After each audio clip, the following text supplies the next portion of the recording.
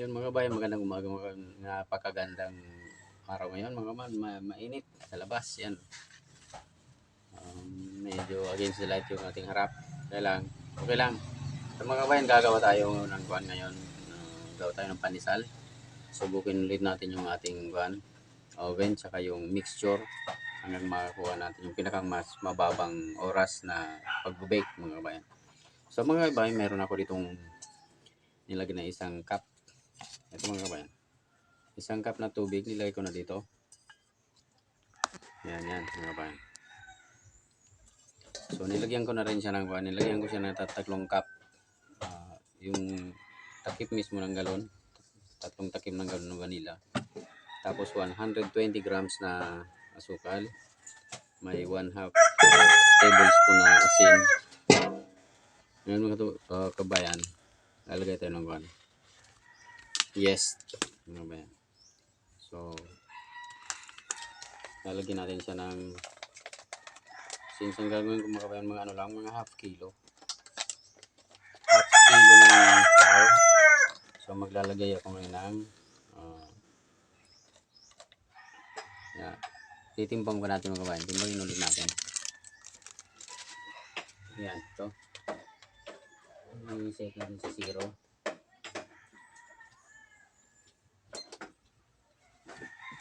Dalawang kutsara mga vanillas. So ito titimbang ulit natin. So 8 grams plus isang kutsara, nasa 11 grams ngayon. 11 grams mga kabayan. 11 grams. So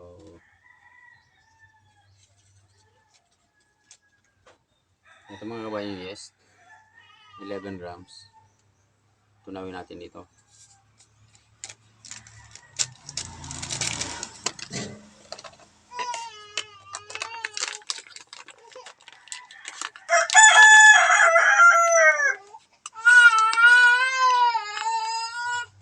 Silulit natin kasi bawal pa singawin mga kabayan itong buwan. Itong yes, bawal sumingaw siya kasi may expired siya agad. Mawalan siya ng visa, ng pampansa. So yan.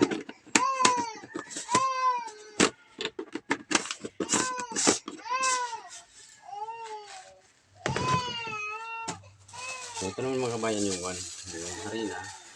Titimbang tayo ng 500 grams. 500 grams ito. 70 grams.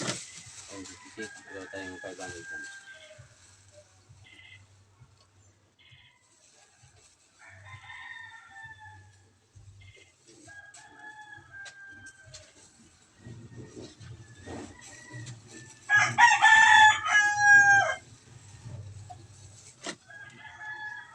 Yan, kabayan. 499 grams, pwede na yan. Pwede ito rin siya. Ito nga pala ngayon kabayan, first class na harina. So i-add lang natin itong konti yung yes para medyo malusa-lusa ng konti. So nilalagay natin yung harina mga kabayan.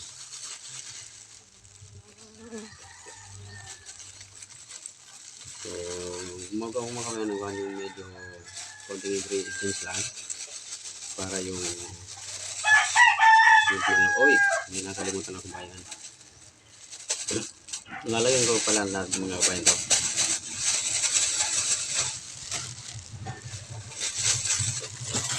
Lagyan natin ng oil.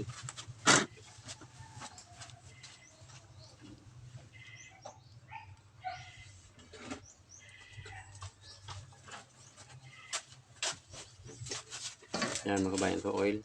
Lagyan natin.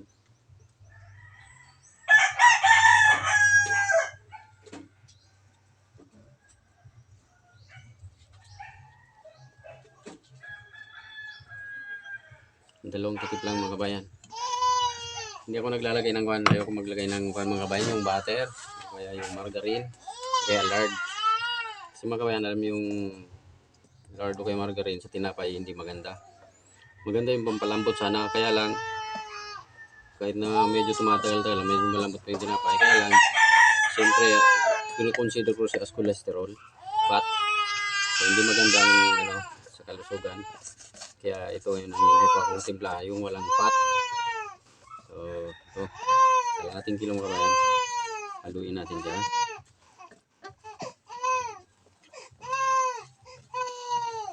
So, hanggang sa lumambot yung mga kabayan.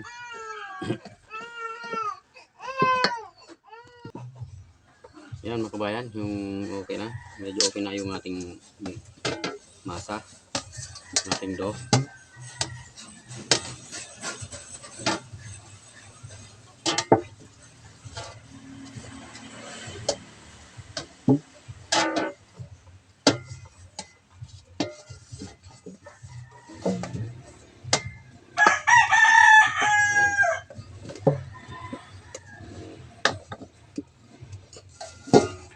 Yan.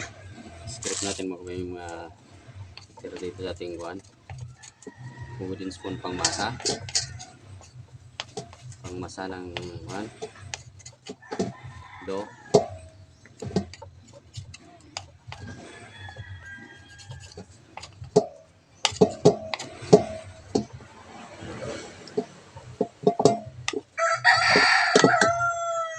So, ikakat ko na to diretso mga kabayan. Ilalagay ko na to sa lansa, sa tray. Bubud-bud lang tayo ng konting kuhan para hindi siya madikit sa kamay.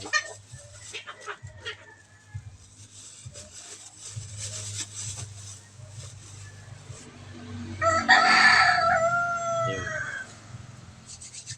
Tayo na rin sa kamay para hindi siya didikit. Yan mga kabayan. Kunin ko lang yung tray. Ito na mga kabayan, magana tayo. 45 grams mga kabayan. Na tayo dito sa ating buwan. Tray.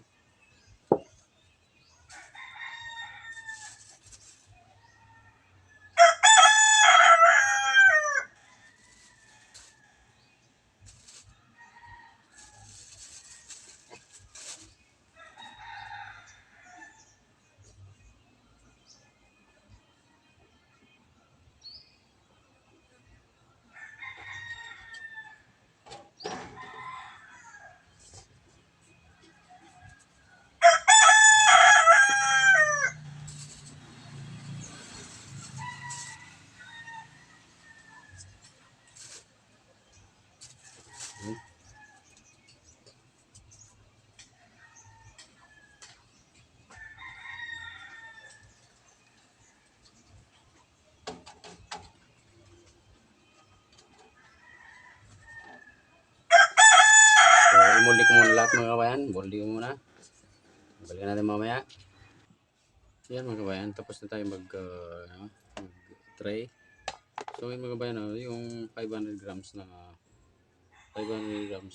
naggawan lang natin ng 25 pieces na tinapay. So, dapat ito abuti ito mga hindi nga mga kabayan lang pala. 16, 21. So 21 pieces mga kabayan, yung half kilo. So 21 pieces tayo, 45 grams yung ating timbang ng bawat piraso. So yan mga kabayan, paano na natin to? Paalisin natin ng mga 6 to 7 for hanggang 8 hours mga kabayan. So yan. Balikan natin sa mga kabayan after mga 8 hours.